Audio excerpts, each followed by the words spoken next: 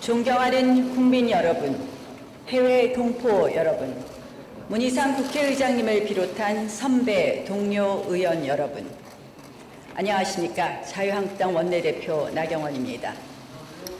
오늘의 대한민국을 하나의 단어로 규정하자면 저는 불안을 말씀드리고 싶습니다. 지금 우리 국민들은 불안의 시대에 살고 있습니다.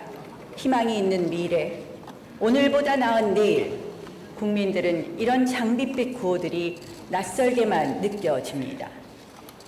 콸콸 쏟아져 나오는 붉은 수돗물은 말 그대로 공포입니다. 생명의 위협을 느끼는 재난입니다. 은명초 화재 사건, 정말 상상조차 하고 싶지 않은 비극적 사고로 이어질 뻔했습니다. 언제 나의 일자리가 사라질지 모릅니다. 언제 또 세금 폭탄이 떨어질지 모르고 전기료, 보험료가 폭등할지 모릅니다. 경제 위기는 삶의 불안을 가중시킵니다. 기업들도 비관에 빠져 있습니다. 미중 무역 갈등의 폭풍 앞에 기업은 무방비 사태입니다.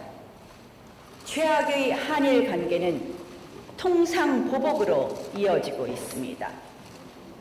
이것은 재앙입니다. 기업은 절망하고 있습니다.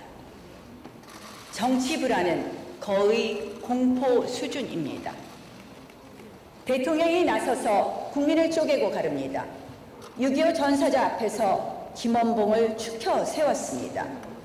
스스로 대한민국 대통령님을 망각하는 발언입니다. 남북은 그 어떤 나라도 침략한 적이 없다. 서로를 향해 총뿌리를 겨눈 슬픈 역사다. 지난 스웨덴 연설 당시 문재인 대통령의 발언입니다. 6.25는 대한민국을 향한 북한의 침략이 아니었습니까? 심지어 국방부가 북한과 6.25 70주년 공동기념사업 개최를 검토한다는 보도도 있습니다. 김원봉 서운으로도 모자라 이제 6.25 전쟁의 역사마저 부정하려고 하는 것입니까? 독재자의 후예, 빨갱이 발언 등 대통령이 앞장서서 국민 분열을 조장합니다. 생각을 달리하는 국민들은 침묵할 수밖에 없습니다. 정권을 비판하면 불이익이 따른다는 공포심이 학계, 공직사회 등을 짓누르고 있습니다. 공영방송의 태양관 비판 재방송을 대놓고 청와대가 압력을 가해 막습니다. 태양광 비판 방송 제작의 사과 방송까지 강요했습니다. 신문에 정권 비판 칼럼을 쓴 언론인에게는 심지어 토착외교라는 모욕까지 가했습니다. 이 정권이 말하는 언론의 자유, 그것은 정권을 찬양하는 언론의 자유입니다. 국민들은 너무 힘이 듭니다. 개인도, 기업도, 국가도 모두 불안합니다. 좀처럼 밝은 미래가 보이지 않는 어두운 긴 터널을 대한민국은 달리고 있습니다. 선배 동료 의원 여러분, 누가 이 불안을 극복해야 합니까? 바로 여기 있는 우리들입니다. 올바른 정치를 통해 불안을 희망으로 바꿔야 합니다. 그런데 과연 우리 정치 지금 어떤 모습입니까? 정치란 다름을 인정하는 공존의 예술입니다. 대화와 토론을 통해 입장을 좁혀가는 과정입니다. 그런데 지금 우리 정치가 있어야 할 곳에 정치가 없고 정치가 없어야 할 곳에 정치가 있습니다. 정치 과잉, 정치 실종, 이것이 지금의 위기입니다. 안타깝게도 지난 4월 우리는 의회민주주의가 무너지는 모습을 보아야만 했습니다. 바로 패스트트랙 폭거입니다. 그것은 정치의 전당인 이곳 국회에서 정치가 사라지는 우리 역사의 비극이었습니다. 국회의장님, 선배 동료 의원 여러분, 우리는 너무나 잘 알고 있지 않습니까? 다수당이 때로는 힘의 논리로 법안과 예산안을 밀어붙인 적은 있습니다. 하지만 선거제만큼은 여야 합의로 바꿨습니다. 그것이 의회 민주주의의 근간을 이루는 불문율입니다. 야당을 무력화시키고 제왕적 대통령제를 더욱 강화시키는 선거제, 결코 동의할 수 없습니다. 공수처 역시 마찬가지입니다. 곳곳에 야당을 탄압하고 삼권 분립을 무력화하는 권력의 칼을 숨겨뒀습니다. 민주주의에 숨겨진 악은 다수의 횡포입니다. 지난 패스트트랙이 바로 그 악의 탄생이었습니다. 자유한국당은 저항하지 않을 수 없었습니다. 더 이상 의회 민주주의가 파괴되지 않도록 의미 있는 약속을 받아내야만 했습니다. 그것이 지난달 28일 3당 교섭단체 합의였습니다. 이제 국회 정상화의 첫 단추를 꿰었던 것입니다. 국민들께 송구합니다. 너무 오래 걸렸습니다. 공정한 선거제도 마련으로 보답하겠습니다. 국민 인권과 공정성이 담보된 사법개혁을 완수하겠습니다.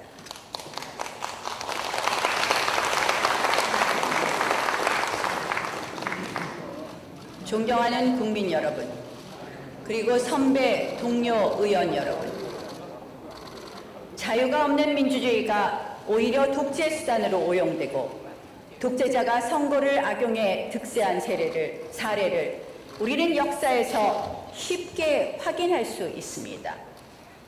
저는 문재인 정권 역시 국민의 자유와 기본권이 아닌 이 정권의 절대 권력 완성을 위해서 민주주의를 악용하고 있다는 생각을 지울 수 없습니다. 이것이 바로 이코노미스트가 말한 신독재의 현상과 같습니다. 최악의 정치 혼란기에 출범한 문재인 정권, 국민들은 안정과 통합의 정치를 기대했습니다. 하지만 그 기대 얼마 가지 않아 무참히 꺾였습니다. 지난 문재인 정권 2년, 반대파에 대한 탄압, 비판 세력에 대한 입막음의 연속이었습니다. 정권을 비판하면 독재, 기득권, 적폐로 몰아갑니다. 경제, 외교, 민생, 무엇 하나 제대로 하지 못하는 무능을 이 정권은 적폐몰이로 덮으려고 하고 있습니다. 대통령이 앞장서서 분노의 여론을 자극합니다. 좌편향 언론과 극렬 세력의 돌팔매질이 시작됩니다.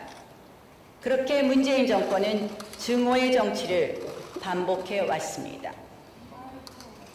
절대 권력 완성에 방해가 되는 세력과 기관은 철저하게 탄압하고 장악하고 있습니다. 저항하는 언론인에게는 모욕을 퍼붓습니다. 공영방송을 정권 찬양 방송으로 전락시켰습니다. 대법원, 헌법재판소 착착 접수해 가고 있습니다. 걸림돌이 될 만한 그 어떤 것도 용납하지 않습니다.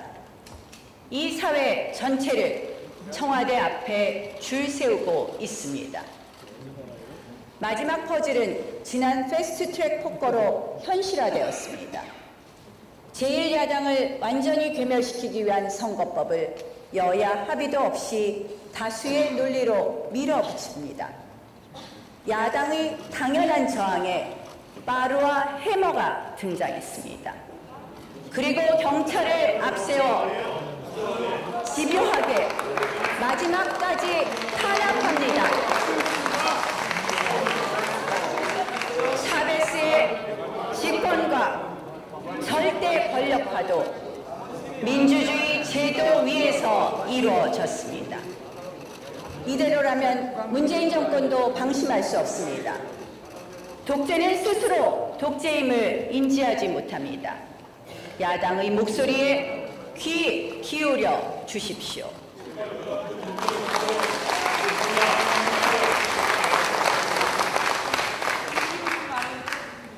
최근 남북미 정상이 판문점에서 만났습니다. 트럼프 대통령의 대선 이벤트이든 문재인 대통령의 총선 이벤트이든 다 좋습니다. 북한이 핵만 포기한다면 다 좋습니다. 하지만 우리는 분명히 현실을 직시해야 합니다. 변한 것은 없습니다. 북핵 폐기 시작도 안 했습니다. 이스칸데르급 미사일이 우리 국민을 겨냥하고 있습니다. 트럼프 대통령 단거리라 괜찮다고 했습니다. 어느덧 북핵 동결이 미국에서 언급되고 있습니다. 그런데도 대한민국 대통령은 한마디도 말 못하는 손님의 신세로 전락하고 말았습니다. 문재인 대통령은 사실상의 종전선언을 규정했습니다. 섣부른 종전선언 발언은 북한의 주한미군 철수 주장에 힘을 실어줄 뿐입니다. 한 번의 만남으로 종전선언이 가능할 만큼 지난 북한의 침략과 도발이 가벼운 역사입니까? 북한의 핵과 미사일은 더욱 고도화되고 있습니다. 북한의 핵보유국 지위가 기정사실화될 우려가 있습니다.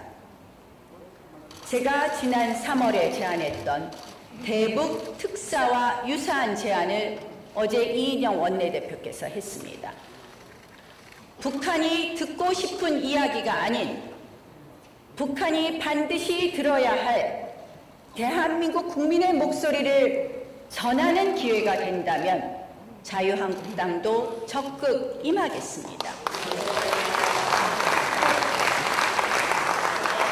대화는 중요한 수단이지만 그리고 의미 있는 시도이지만 그것이 반드시 평화를 담보하지는 않습니다.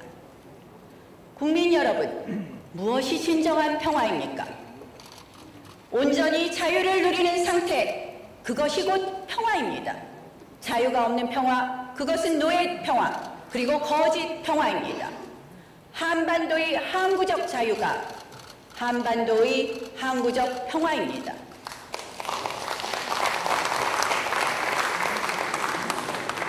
북한 주민도 자유를 누릴 수 있어야 그것이 곧 진정한 평화입니다.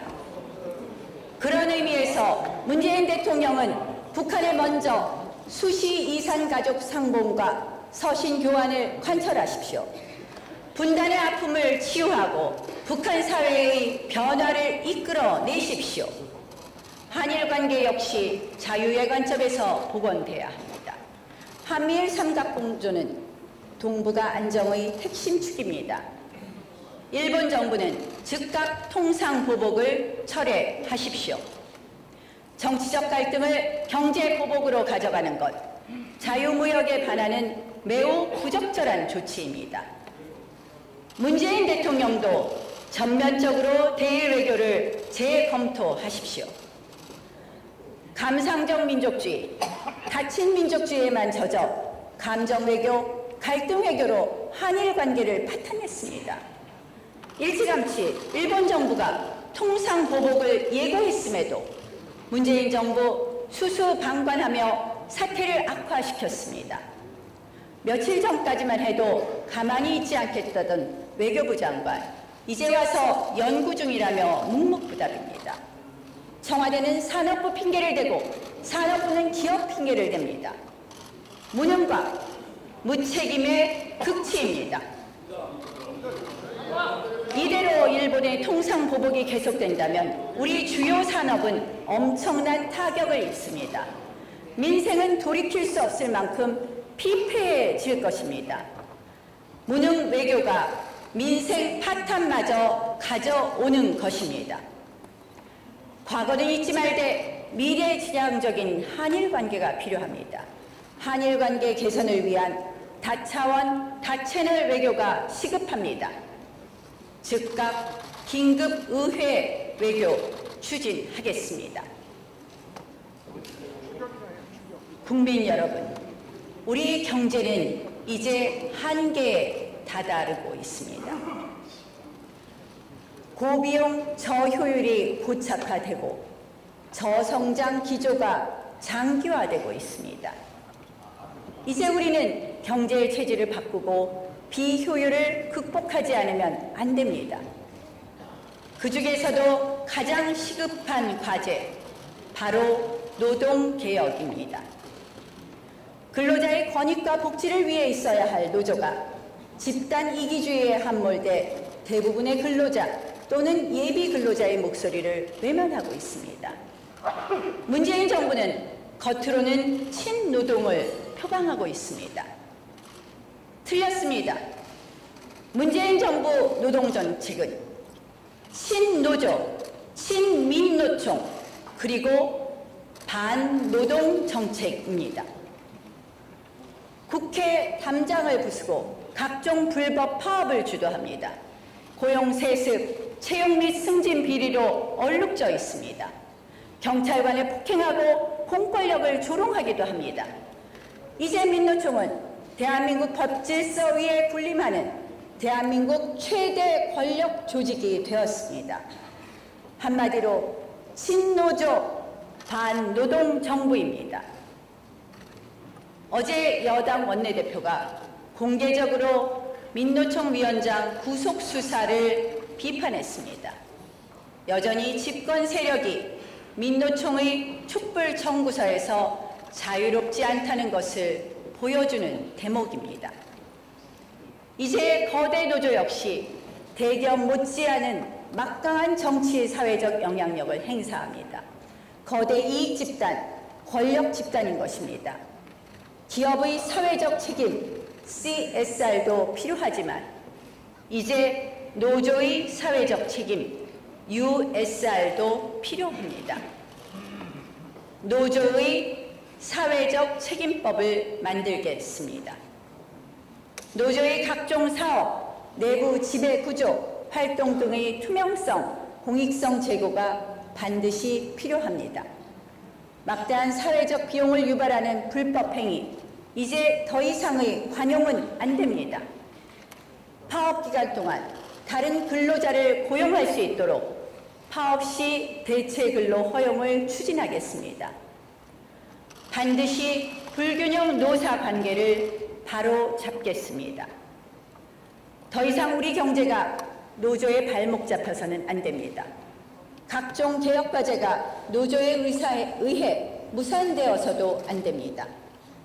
강성 노조가 아닌 책임 노조, 귀족 노조가 아닌 권익 노조가 되도록 자유한국당이 반드시 노동개혁을 이끌어내겠습니다.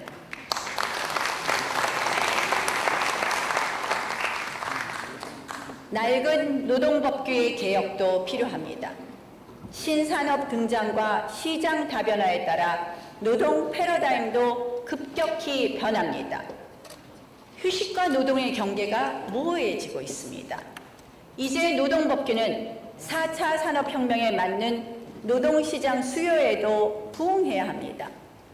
고용 인프라로서의 노동법규가 요구됩니다.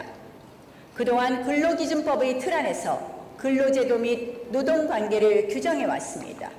최저임금 인상, 주휴수당 개편, 주 52시간 적용 등은 기존의 근로기준법 틀에서의 논쟁입니다. 하지만 점차 근로기준법의 시대는 저물어가고 있습니다. 더 이상 단일 기준으로 모든 근로 형태를 관리 조정할 수 없는 경제 시스템입니다. 새로운 산업 환경과 근로 형태에 맞는 노동자유계약법도 근로기준법과 동시에 필요합니다. 국민들에게는 마음껏 일할 자유를, 우리 산업에는 유연한 노동시장을 보장해야 합니다. 신규 일자리 창출, 바로 계약 자유화에서 시작합니다. 일할 권리 보장법으로 주 52시간 피해를 최소화하고 쪼개기 알바 방지법으로 주유수당 부작용을 막겠습니다. 모든 국민의 일할 자유를 위한 법 개정입니다. 이제 국가가 일방적으로 정해주는 기준의 시대에서 경제 주체가 자율적으로 맺는 계약의 시대로 가야 합니다. 그 자유경제의 길, 자유한국당이 열겠습니다. 한강의 기적이라는 대한민국의 역사는 그 자체가 기업의 중요성을 증명하는 교과서입니다. 하지만 집권 세력은 여전히 시대착오적인 기업관을 극복하지 못합니다. 이윤을 착취의 결과물로 보고 있습니다. 기업인의 부를 탐욕의 산물로 규정합니다. 광범위한 기업 탄압과 별건 수사, 먼지털이식 수사, 경영 간섭이 반복됩니다. 어느 기업인이 투자와 신규 고용에 나서겠습니까? 기업 엑소더스, 반기업이 불러온 필연입니다. 이제 우리는 친기업, 반기업이라는 낡은 이분법적 사고에서 과감히 벗어나야 합니다. 지금 우리 시대에 필요한 것은 바로 기업가 정신 르네상스입니다. 정부와 정치권에 기업인을 존중하는 문화가 필요합니다. 기업인을 잠재적 범죄자가 아닌 애국자로 보는 시각 전환도 필요합니다.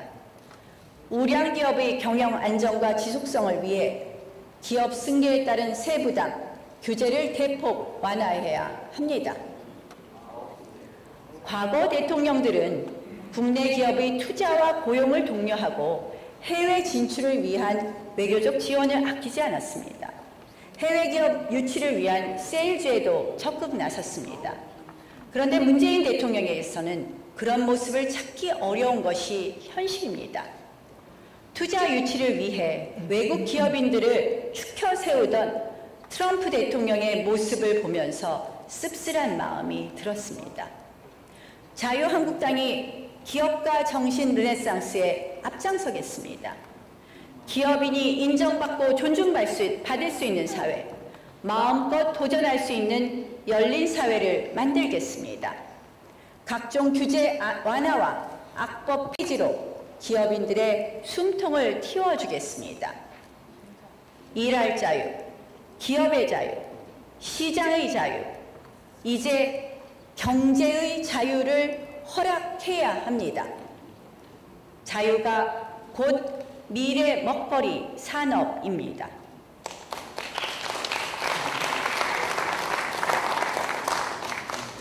문재인 정부의 시장 개입은 생태계 교란입니다. 그 기저에는 시장 불신이 있습니다. 문재인 정부의 최저임금 폭탄으로 우리는 일자리, 성장, 분배를 모두 잃었습니다. 주 52시간의 무리한 적용은 일할 기회마저 뺏었습니다. 정부는 과도한 개입을 줄이고 민간을 신뢰해야 합니다. 모든 것을 정부가 정해주고 그리고 통제할 수 있다는 그 치명적 자만은 경제의 치명적 몰락으로 이어지고 있습니다. 정부의 걷잡을 수 없는 비대화도 막아야 합니다. 안보, 치안, 보건, 교육, 인프라 건설 등 정부가 해야 할 역할은 분명히 있습니다. 하지만 사회 곳곳을 무분별하게 대처하려는 정부는 결코 우리 헌법이 허락한 정부가 아닙니다. 그것이 바로 베네수엘라를 몰락시킨 좌파 포퓰리즘 정부의 전형입니다. 문케어가 대표적인 정책 사례입니다. 무분별하게 혜택을 늘려 의료시장을 붕괴시키고 있습니다.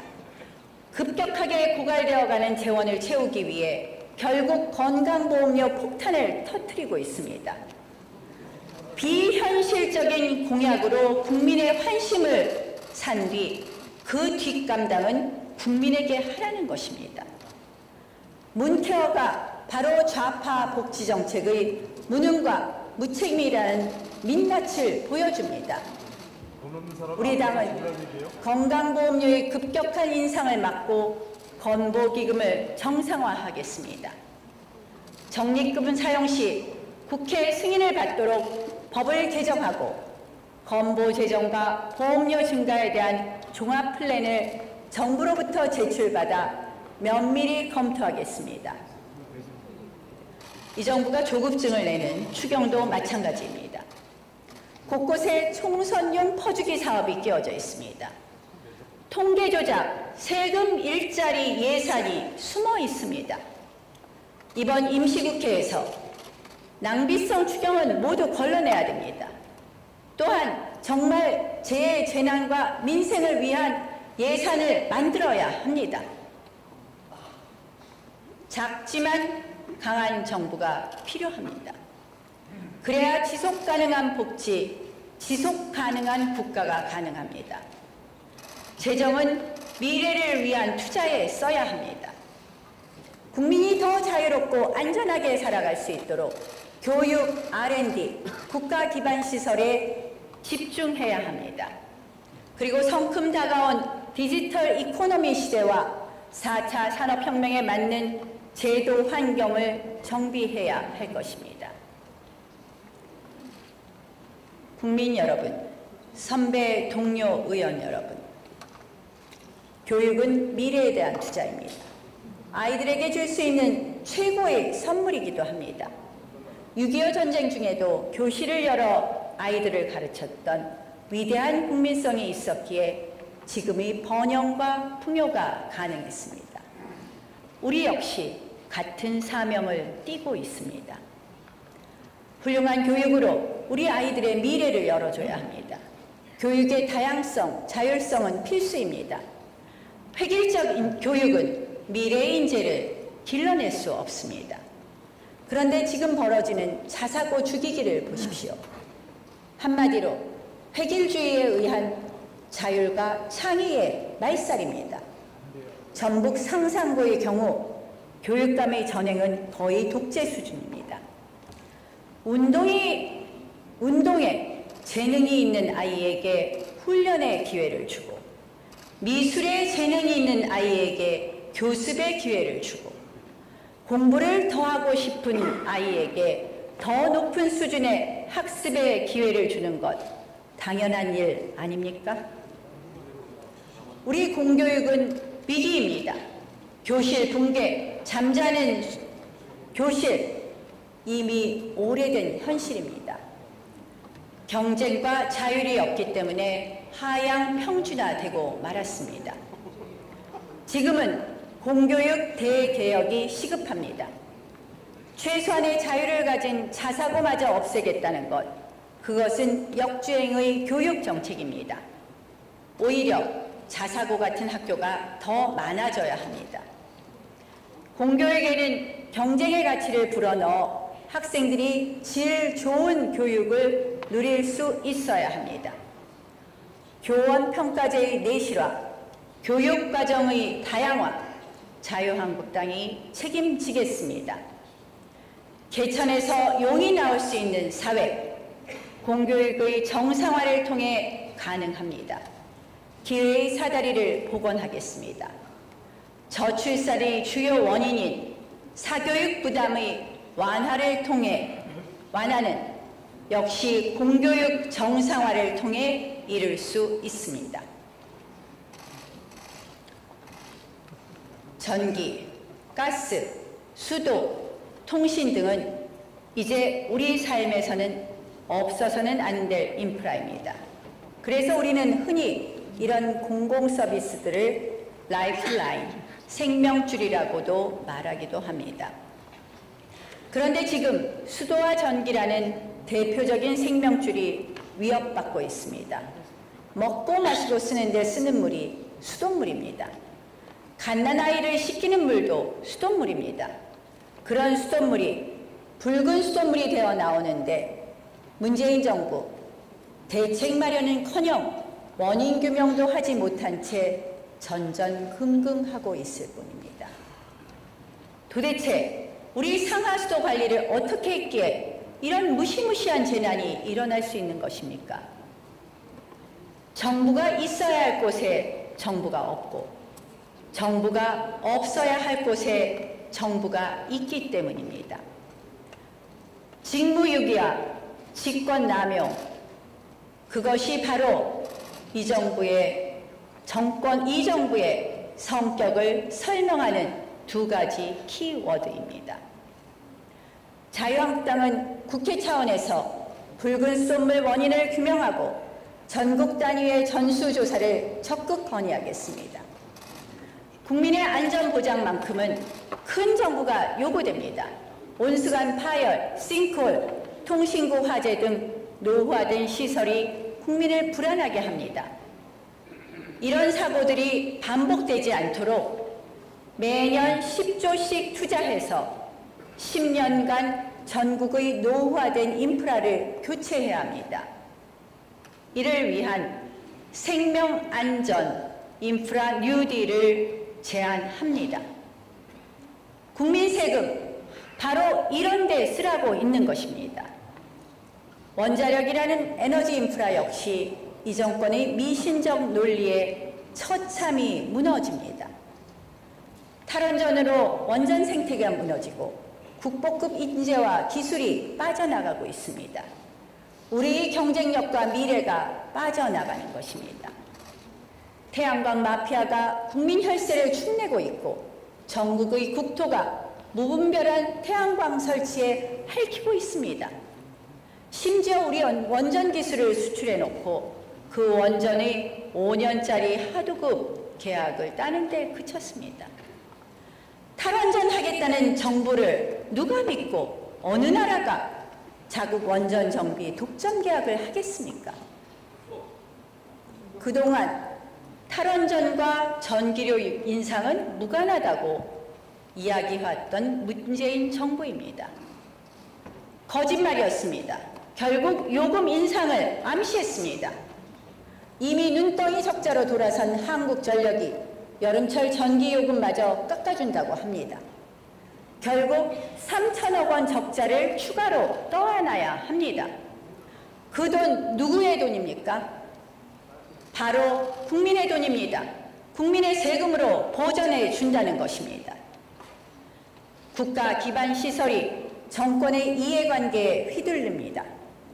여론 무마용으로 선심성 정책을 남발하고 몰래 국민 세금으로 갖다 메우고 있는 것입니다. 정말 무책임한 정권입니다. 부도덕한 정권입니다. 애초부터 탈원전 자체를 포기했으면 될 일입니다. 전력만 풍부하면 전기료 인상도 여름철 전력난도 걱정할 이유가 없습니다. 하지만 여전히 탈원전의 망령에서 벗어나지 못하고 있습니다. 6개월 200만 원짜리 미세먼지 감시단을 뽑는 것을 미세먼지 저감 대책이라고 내놓는 정부입니다. 재난 대책마저도 일자리 착취를 위해 동원하는 정부. 애초에 국민 안전에 무관심, 무감각한 정부입니다. 이 정권의 조작, 은폐 본능은 최근에도 유감없이 드러났습니다. 통계 조작해서 일자리 착취 유발합니다. 대통령 딸 부부 의혹 철저히 숨기고 심지어 의혹을 제기하면 보복까지 가합니다. 지난달 15일 북한 동력선 삼척항 무단 입항 사건, 우리 경계 실패의 실상이 드러난 충격적 사건입니다. 게다가 권력에 의한 조직적 은폐 축소 정황마저도 드러났습니다. 국방부 합동조사단 발표 역시 예상했던 대로 청와대 각본 연출의 퍼포먼스에 불과합니다. 아무도 믿지 못할 셀프 면죄부 조사에 불과합니다. 정의용 안보실장 그리고 서훈 국정원장 등 안보 라인은 즉각 경질되어야 합니다.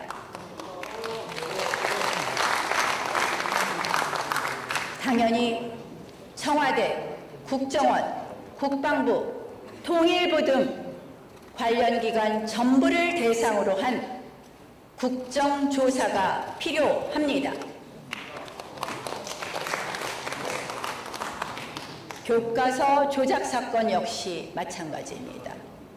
우리는 대한민국 정부 수립이라고 기술하고 북한은 국가 수립으로 기술하는 편향성은 변론으로 하고서라도 집필 과정은 더더욱 충격적입니다.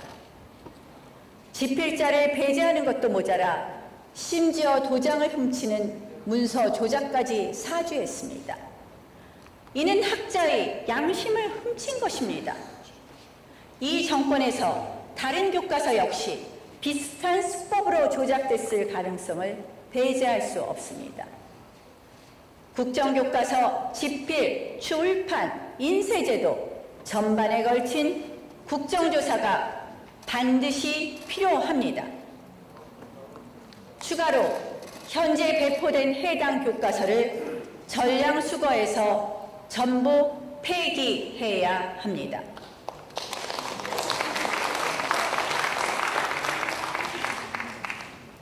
존경하는 국민 여러분, 선배 동료 의원 여러분, 그 어느 정권도 100% 성공만은 할 수 없습니다. 어느 정부나 지지하는 사람들도 있고 또 반대하는 사람들도 있기 마련입니다. 늘 어느 정부나 실수를 합니다. 지금껏 위기를 겪지 않은 정부가 어디 있었습니까? 그래서 우리는 자유민주주의를 더욱 신뢰해야 합니다. 야당의 견제와 비판이 있기에 정부와 여당은 오판을 줄여나갈 수 있습니다. 문재인 정부 출범 후 2년 2개월이 지났습니다. 그런데 지금 경제, 외교, 안보, 민생을 한번 생각해 보십시오. 모든 분야에서 퇴보를 거듭하고 있습니다. 심지어 여당에서도 우려의 목소리가 나오고 있습니다. 문재인 정부가 집권 중반기를 향해 달려가고 있습니다. 이제는 독선과 아집에서 벗어나야 합니다. 야당의 목소리에 귀 기울여야 합니다. 지금 이대로 일방통행만 거듭한다면 대한민국은 돌이킬 수 없을 정도로 부서지고 말 것입니다. 자유한국당은 답을 알고 있습니다. 자유의 가치에서 위기 돌파의 지혜를 찾을 수 있습니다. 문재인 정부는 시장과 기업을 불신합니다. 자유한국당은 시장과 기업을 신뢰합니다. 문재인 정부는 세금 알바 일자리만 만들겠다고 합니다. 자유한국당은 안정적 양질의 일자리를 만들겠습니다. 문재인 정부는 북한의 선의만을 말하고 있습니다. 자유한국당은 눈에 보이는 비핵화를 말하고 있습니다. 문재인 정부는 지속 불가능한 소모성 복지를 남발합니다. 자유한국당은 지속 가능한 책임 복지를 말합니다. 문재인 정부는 감상적 민족주의 외교를 합니다. 자유한국당은 철저히 국익 중심의 외교를 말합니다. 누가 지금 이 시대에 필요한 대안을 갖고 있습니까? 자유한국당입니다. 문재인 정부는 틀렸습니다. 문재인 정부 정책들은 문제를 해결할 수 없습니다. 자유한국당이 앞으로 답을 제시하겠습니다. 이 시대가 필요로 하는 자유와 책임의 정치로 경제를 살리고 안보 위기를 극복하고 나아가 민생을 회복하겠습니다. 끝까지 경청해 주셔서 감사합니다.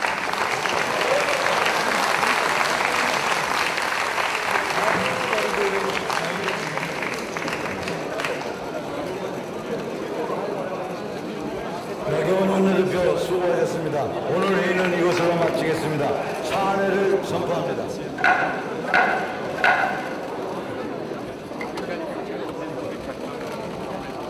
끝까지 자리에 남아주셔서 대단하십니다.